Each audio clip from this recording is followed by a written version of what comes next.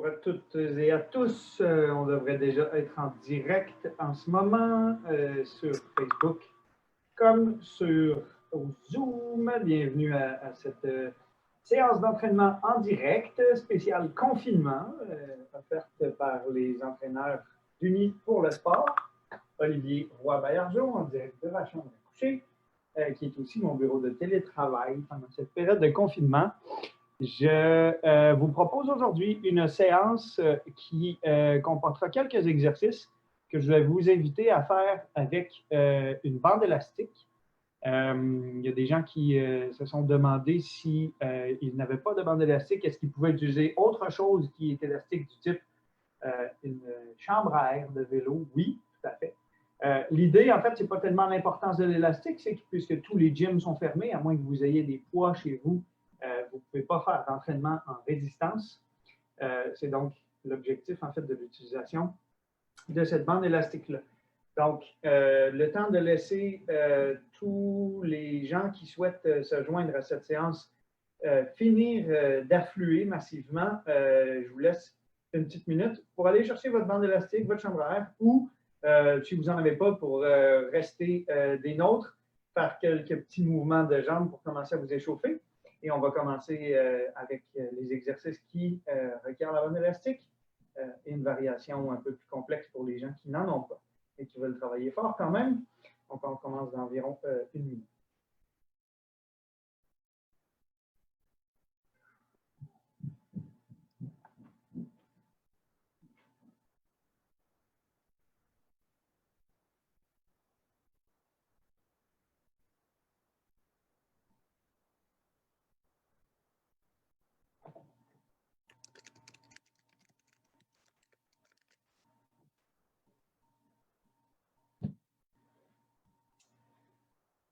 OK, alors, prêt, pas prêt, j'y vais. Je vais vous proposer aujourd'hui une séance qui est davantage une séance de renforcement qu'une séance cardio. On va intégrer une petite composante pliométrique qui va faire augmenter vos battements cardiaques. Et l'objectif aujourd'hui, ce n'est pas de sentir votre pouls extrêmement fort dans vos tempes ou dans votre cou, mais plutôt de sentir vraiment que vos muscles travaillent. Je vais vous proposer des séries assez brèves qu'on va répéter 2 fois au moins chacune, avec un nombre de répétitions qui va être probablement plus court que le nombre de répétitions que vous pourriez faire jusqu'à l'épuisement. Je vous apprends à pêcher pour répéter cette séance chez vous de votre côté, avec le choix là, que vous aurez à faire de répéter chaque exercice jusqu'à ce que vous sentiez vraiment que vous avez besoin d'une pause avant de passer à l'exercice suivant. Normalement aussi, si on veut vraiment s'assurer d'avoir un bon effort en résistance, on va prendre une pause relativement conséquente qui va varier entre 60 et 120 secondes, 1 ou 2 minutes, règle générale autour de 90 secondes par exercice. Aujourd'hui, on va faire ça bref. J'emmènerai personne à l'épuisement. Je ne suis pas capable de savoir si vous êtes en train de vous épuiser, mais je vais au moins vous faire quelques répétitions suffisantes pour vous amener à un niveau de fatigue musculaire et on va faire l'alternance des groupes. Alors, pour celles et ceux qui ont la bande élastique, pour le premier exercice, on va l'enfiler autour des jambes et les placer, cet élastique-là, juste au-dessus des genoux. Pour faire des squats qui vont garder donc l'alignement des genoux pour éviter donc que les gens aient tendance à avoir les jambes qui ouvrent trop ou au contraire les genoux qui se ramènent les uns vers les autres. Je vous invite, professionnels de la santé à l'écoute, à m'indiquer si jamais vous trouvez que j'ai justement un problème dans ce patron de mouvement qui est le squat. Alors, on va commencer tranquillement, évidemment, pour se réchauffer avec des squats sans poids sur les épaules, en simulant qu'on a une barre sur les épaules, et donc aussi avec un cue qui va nous aider à garder le dos droit, le poids sur les talons. On écarte les jambes avec les talons à peu près à la largeur des hanches et les orteils ouverts à environ 10 à 15 degrés, et on descend en s'assurant de dépasser la ligne des genoux avec les fesses. Et en gardant la bande élastique dans une tension équivalente, donc pour éviter que les genoux viennent vers l'intérieur ou s'élargissent durant la descente. Donc, on va répéter pour 10. en gardant une pause de plus en plus longue en bas. Donc, au début, 1 seconde, ensuite 2, et on va augmenter jusqu'à une pause de 10 secondes. On y va pour un premier squat, avec une pause de 1, et on remonte. Deuxième squat, pause de 1, 2, remonte. 3, 1, 2, 3, remonte. 4, 1, 2, 3, 4, remonte. 5, 1, 2, 3, 4, 5. 6, 1, 2, 3, 4, 5, 6. 7, 1, 2, 3, 4, 5, 6, 7. 8, 1, 2, 3, 4, 5, 6, 7, 8. Encore 2, 9, 8, 7, 6, 5, 4, 3, 2, 1. Et le dernier, 10, 9, 8, 7, 6, 5, 4, 3, 2, 1. Et voilà pour les squats. Normalement, ça devrait brûler ici. On va descendre la bande élastique qui était présentement au-dessus des genoux. On va la mettre sur les malléoles des chevilles, donc sur la boule osseuse de l'extérieur des chevilles. Comme ça ici. Pour faire un exercice donc d'abduction et d'adduction qui va travailler très fort les fessiers et qui va vraiment vous donner une stabilité là, dans votre course en sentier, mais aussi une plus grande force musculaire en quelque sorte pour aller recruter le groupe de la chaîne postérieure qui va être très utile dans les montées. Alors, dans un premier temps, on fait un mouvement assez contrôlé, donc ni très rapide, ni trop lent, sans avoir de bascule, pour écarter les pieds. Donc, ils sont déjà à la largeur des hanches, on a déjà une tension élastique. On garde le pied droit fixé dans le sol, on écarte avec le gauche et on vient déposer. Et là, le mouvement le plus important, c'est un retour tout en contrôle. Donc, on ne va pas écarter très vite et laisser ramener. On s'assure vraiment d'avoir élargissement, retour. Même chose de l'autre côté. Et retour. On va faire 10 de chaque côté.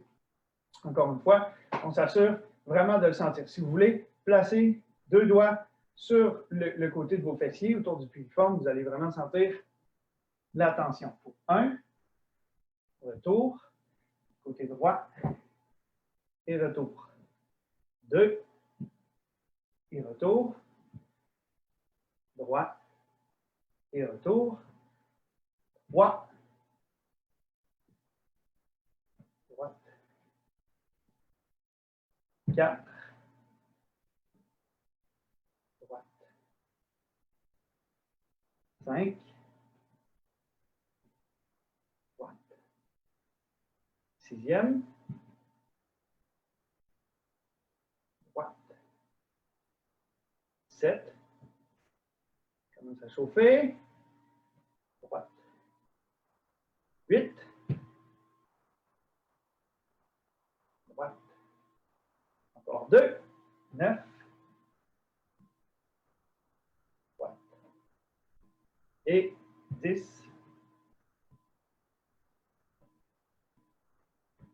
Voilà. On garde la bande ici et on va répéter un mouvement similaire, mais plutôt que de le faire en latéral, en écartant les jambes, on va le faire en pas, un peu comme ferait un patineur de vitesse. Donc, nos pieds restent à la largeur des hanches. On écarte et on vient poser. On revient en contrôle. Puis on fait la même chose vers l'arrière et vers le côté. Et on revient. Donc, mouvement de patineur de vitesse. Encore une fois, avoir les jambes bien engagées dans la totalité du mouvement et s'assurer aussi d'avoir le pied qui reste parallèle au sol. Donc, avec le mouvement de recul, le pied va rester parallèle au sol. Donc, on se penche légèrement, on vient déposer derrière et on avance. Et ça va être la même chose de l'autre côté. Et on avance. Donc, je vais me reculer un petit peu pour que vous puissiez voir la totalité du mouvement avec donc les jambes ni trop écartées ni trop rapprochées. On garde une tension dans la bande élastique. On vient poser le pied derrière, on ramène. Même chose de l'autre côté et on ramène. Encore une fois, pour 10 de chaque côté avec recul en contrôle, revient en contrôle. Même chose de l'autre côté. On y va pour 10. Une fois. Devant. De l'autre côté. Devant. Deuxième. Arrière. Avant. Troisième. Et gauche. Quatrième. Et gauche. Cinquième.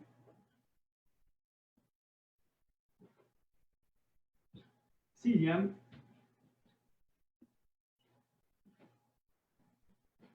Septième.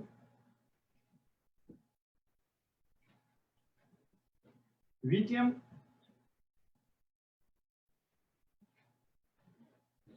Neuvième. Et le dernier. Voilà. C'était le dernier exercice pour aujourd'hui avec la bande élastique. On va la garder proche parce qu'on va s'en servir pour la deuxième série de ce circuit qui va donc nous amener. Donc, on a travaillé en guise de rappel des squats avec pause de plus en plus longue, un écartement de jambes avec contrôle du mouvement et un mouvement vers l'arrière avec contrôle aussi. Quand on fait les mouvements sur la bande élastique, on réalise vraiment à quel point c'est facile. Puis à quel point donc c'est difficile avec la bande. Un mouvement aussi très apprécié puis très utile parce que ça nous amène dans une bonne amplitude de mouvement qui ressemble beaucoup à celle qu'on va avoir quand on fait des entraînements de piste très exigeants et qui va aussi nous aider à gagner en amplitude de mouvement lorsque nos compétitions nous exigent, par exemple, de monter en trail avec les genoux bien hauts et avec une bonne force de propulsion. C'est les fameuses fentes alternées, lunge en anglais, que je ne ferai pas avec une bande élastique ici parce qu'on veut vraiment avoir le contrôle sur le mouvement. On va le faire avec deux variations pour vraiment vous faire bien mesurer la différence entre un lunge qui est fait vers l'avant avec remontée, donc par la propulsion de la jambe qui est descendue, de cette façon-là, ou au contraire, un lunge qui est fait comme ceci, mais où là, à ce moment-là, c'est la jambe arrière qui nous ramène vers l'avant. Donc, on peut faire la fente vers l'arrière et remonter comme ça. Pour compliquer les choses, je vais inviter les personnes qui sont déjà très familières avec ce mouvement-là à faire le lunge en sauté alterné. Donc, plutôt que de se retrouver en descente dans le mouvement avec une remontée et une redescente, on va descendre et d'ici sauter et atterrir dans l'autre. Et ressauter et réatterrir dans l'autre. Moi, je vais les faire comme ça. Et pour les gens qui le souhaitent, donc, vous pouvez faire pour la première série, sans sauter, un lunge vers l'avant avec retour vers l'arrière, ou au contraire, un lunge vers l'avant avec retour vers l'avant, puis le suivant vers l'arrière. On peut alterner comme ça, surprendre le corps. 5 sauts de chaque côté, donc pour 10 lunges au total. On y va avec la gauche, descente, bascule de bras et saut pour l'autre. Deuxième, troisième, 4, 5, 6, 7, 8, 9 et 10. Voilà. Reprise. Pour avoir les mouvements de saut qui vont bien tirer dans les jambes, comme vous l'avez senti. Vous voyez qu'on est un petit peu plus essoufflé quand même. C'est ce que j'ai dit. Mouvement très utile aussi pour votre économie de course, pour votre consommation d'énergie, pour avoir le plus de rebonds possible dans votre foulée, pour que chaque foulée vous amène plus loin vers l'avant. Mouvement qui va venir recruter et solliciter le tendon d'Achille et la chaîne donc, postérieur, gastrocnémien, mollet, comme vous le souhaitez. Dans un premier mouvement, pour les gens qui ne sont pas déjà familiers avec la pliométrie, un mouvement qui va être seulement une contraction et une dilatation dans un mouvement en continu. Donc, tout simplement de se mettre sur une jambe, de monter et de redescendre. Pour ajouter un peu plus de défi à ça, du moment où vous êtes en haut, vous pouvez redescendre et en étant sur une marche d'escalier, passer au-delà du point où le pied serait à plat au sol. Je le fais ici sans marche d'escalier pour bien vous le montrer. Tout simplement, monter, tenir, redescendre. Moi, j'aime le faire 10 fois de chaque côté avant de passer de l'autre côté. Et ensuite, après le 10e de l'autre côté, revenir à l'autre jambe pour aller charger encore avec 10.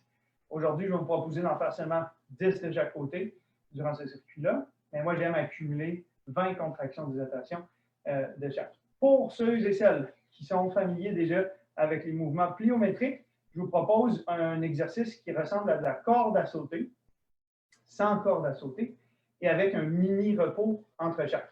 Donc, plutôt que de sauter, sauter, sauter, sauter, sauter, avec une contraction explosive à chaque fois, je vous propose de faire comme si on sautait de quelque chose de plus haut et de rebondir au sol avec un réatterrissage et on recommence. Donc, le premier saut sert à donner un élan et à rebondir. Donc, petit, grand, petit, grand. Ça, c'est vraiment l'objectif. Donc, c'est de sauter et de ne pas avoir un temps de contact au sol qui vous ramène à sauter, mais plutôt de exploser. Boum! Donc, on va en faire 10. Pour ceux qui préfèrent un mouvement moins explosif, on monte, on tient et on redescend. 10 fois des deux jambes en pliométrie pour ceux qui veulent me suivre. On premier, petit saut, grand saut, on réatterrit, petit saut, grand saut. Petit, 2, 3, 4, 5, 6, 7, 8, 9, 10. On sent les mollets, c'est contracté, c'est pas la même chose. Alors, on a fait squat, élargi, vers l'arrière, pente avec ou sans saut, et ça. Avec ça, moi, je pense qu'on a fait pas mal de tours de tout ce qui est nécessaire pour solliciter toute la chaîne postérieure. Ceux qui ont accès à une boîte de bois, à un escabeau, à quelque chose qui équivaut à peu près à une montée de la hauteur de votre genou. J'aime aussi beaucoup, là, je ne le fais pas ici pour ne pas me faire frapper par les pales de mon ventilateur, mais donc des montées de marche où on a une jambe d'à peu près 90, une propulsion vers le haut. On vient vraiment recruter la chaîne postérieure pour finir de taxer ce groupe musculaire. Alors, on va faire une autre fois ce circuit-là. On reprend la bande élastique pour les squats. Les gens qui... Vous voyez, je l'ai déjà fait. Je vais vous montrer la variation pour les squats. Si les gens qui n'ont pas de bande élastique ou qui sont aussi familiers avec des mouvements sautés comme celui pour les lunges, une deuxième variante, donc ça va être de descendre, tenir et d'en bas, remonter en saut et reterrir. Et rendu en bas, tenir la pause, remonter en saut et atterrir. Okay? On va en faire 10 comme ça, avec une pause de plus en plus longue en bas, toujours un saut et un réatterrissage. On peut se reposer en bas, on veut vraiment s'assurer de sauter bien haut quand on est dans la remontée. Première descente, premier squat, une seconde en bas. 1. OK? Ensuite, deuxième, là, je vais le faire avec le saut. 1, 2, hop. 1, 2, 3, hop. 1, 2, 3, 4, hop. 1, 2, 3, 4, 5, hop. 1, 2, 3, 4, 5, 6. 1, 2, 3, 4, 5, 6, 7. Hop. 1, 2, 3, 4, 5, 6, 7, 8. Hop. 1, 2, 3, 4, 5, 6, 7, 8, 9. Hop. 1, 2, 3,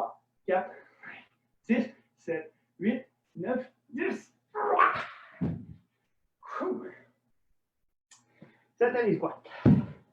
Sauter, plus costaud.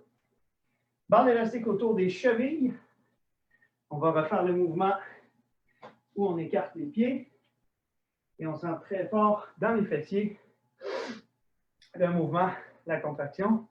Encore une fois, écarte en contrôle, reviens en contrôle. 10 fois de chaque côté. C'est parti. Gauche. Droite. 2, gauche. Droite. 3, gauche. Droite. 4, gauche. Et droite. 5, gauche. Et droite. 6, gauche. Et droite. 7. Et droite. 8.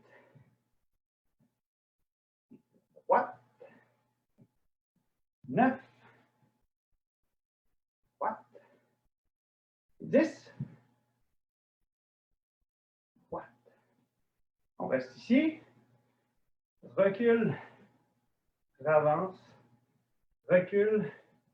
Avance pour 10 de chaque côté. 1. Gauche. Droite. 2. Gauche. Droite. 3. Gauche. Droite. 4. Droite. 5. Droite. 6. Droite. 7. 8. Droite. 9. Droite. 10. Droite. Voilà pour la bande élastique. On retourne au lunge. Si tout à l'heure, vous les avez faits en mouvement, donc vous descendiez vers l'avant et vous reculiez, là, je vais vous inviter à aller et servir de la jambe arrière pour vous propulser, pour revenir. Si inversement, vous le faisiez vers l'arrière, ben, on va s'assurer donc plutôt de le faire vers l'avant et de repousser avec la jambe avant pour revenir. Moi, j'ai encore les paires en sauté alterné. Du bas ici, mouvement de bras, on atterrit dans l'autre et on continue comme ça. Pour 5 fois de chaque côté, 10 en tout.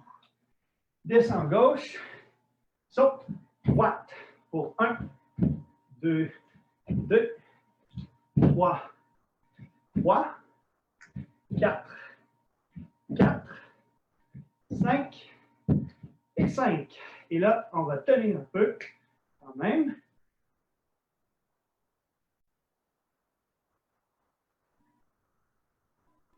Remonter, reculer, descendre, tenir.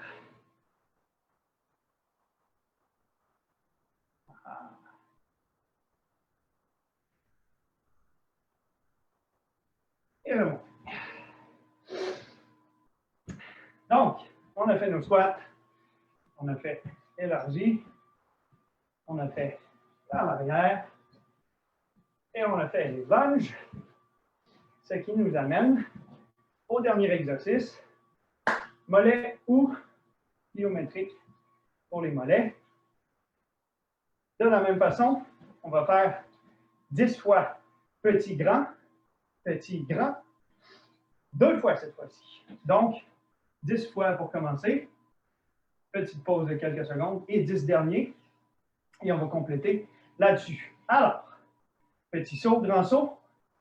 1, 2, 3, 4, 5, 6, 7, 8, 9, 10, 5, 4, 3, 2, 1. Et encore. 1, 2, 3, 4, 5, 6, 7, 8, 9 et 10. Ceux qui cherchent un défi plus grand, vous pouvez le faire en évitant, donc en sautant la partie petit saut. Donc, pour les faire en continu, 1, 2, 3, 4, 5, 6, 7, 8, 9, 10. Le but, c'est d'éviter de faire 1, 2, 3, et de bien faire 1, 2, 3. De la même façon, Sarah vous l'a montré il y a 2 semaines. Très bonne idée aussi de le faire une jambe à la fois. Évidemment, on ne sautera pas aussi haut, mais c'est très utile aussi de faire comme si on tient de la corde à sauter, une jambe à la fois. 1, 2, 3, 4, 5, 6, 7, 8, 9, 10. Et de la même façon. 3, 5, 6, 7, 8, 9, 10. Ce serait tout. On termine avec quelques mouvements. Vous voyez peut-être souvent dans vos programmes qu'on vous fait des mouvements qu'on vous recommande de faire après avoir fait votre échauffement et avant de commencer les portions d'efforts de type intervalle ou sprint dans les côtes ou sur une piste ou sur du plat, qu'on appelle éducatif et balistique. Donc, je vais terminer en vous montrant un peu à quoi on fait référence. D'abord, pour les balistiques, les 3 mouvements balistiques les plus faciles puis les plus recommandés sont les mouvements donc, de pendule de la jambe. On peut le faire en appui sur l'autre jambe. Ça fait aussi un mouvement qui travaille la stabilité de la cheville, la proprioception, l'équilibre. Si vous ne sentez pas d'équilibre, vous sentez que vous n'êtes pas capable de faire votre mouvement balistique en équilibre aussi bien, tenez-vous, ce n'est vraiment pas un problème. Le mouvement, donc, c'est d'aller avec des jetés de jambes en pendule avant-arrière. On le fait évidemment des 2 côtés. On ne cherche pas à commencer le plus haut possible. On laisse l'amplitude de mouvement venir naturellement. Les premiers vont être moins hauts et à force, vous allez sentir un mouvement de plus en plus grand. On peut reproduire la même chose, mais cette fois-ci avec un pendule latéral. Donc, la différence entre ce mouvement-ci et ce mouvement-là. Ça, c'est le 2e mouvement de balistique. Avec la même chose de l'autre côté. Toujours garder une forme de symétrie dans l'échauffement qu'on fait. Et le 3e mouvement, c'est un mouvement qui est plutôt de type circulaire, qui reproduit encore plus fidèlement le patron de course. Où donc, on imagine en fait que la jambe et le mouvement de propulsion comme sur une vieille locomotive de train, donc un cercle comme ça ici. Et on peut le faire aussi avec un mouvement de côté, donc comme ça ici, ou comme ça ici. Ça ressemble aussi beaucoup à l'exercice que vous faites en éducatif B, skip, où on vient mordre dans le sol avec la griffe de l'avant du pied. Donc, c'est bon de faire ces cercles-là, avant-arrière et aussi latéraux, dans un sens comme dans l'autre. Encore une fois, si vous prévoyez jogger 30 minutes en ligne droite sur le bord du canal de la Chine, du fleuve, dans le Vieux-Port à Québec, ce ne sera pas nécessaire de faire des grands mouvements comme ceux-là. Mais si vous faites un fartlek sur des sentiers où vous devez tourner, faire des transferts de poids, c'est très utile. De la même façon, donc, les skips, vous connaissez sans doute le patron de course décomposé, donc le mouvement de lever le talon vers la fesse, de lever le genou haut, et le mouvement de la griffe et du rebond. Donc, c'est ce qu'on vous recommande de faire après 10 à 15 minutes d'échauffement, avant de passer à la période d'effort plus prononcée, avec un travail sur l'amplitude du mouvement, avec les balistiques que je vous ai montrés. Les genoux hauts, en skip ou en continu. Les talons aux fesses, qu'on peut faire aussi en skip ou en continu. la griffe ou en continu. Et le bounding. Là, j'ai passé l'espace ici pour le faire. Voilà donc la série que je vous recommande de faire, le circuit de 5 exercices. Squat, écarte, arrière, lunge et saut pliométrique. Avant ou après un entraînement difficile, pour avoir une journée difficile, entraînement difficile, musculation difficile, pour vous assurer donc que les journées entre soient des journées vraiment faciles. J'espère que ça vous a plu. J'espère que je n'ai pas pris trop de votre temps. Courage, bonne chance pour le confinement. Je suis très, très content de pouvoir avoir des contacts avec vous. J'espère que ce qu'on fait vous aide à passer à travers tout ça.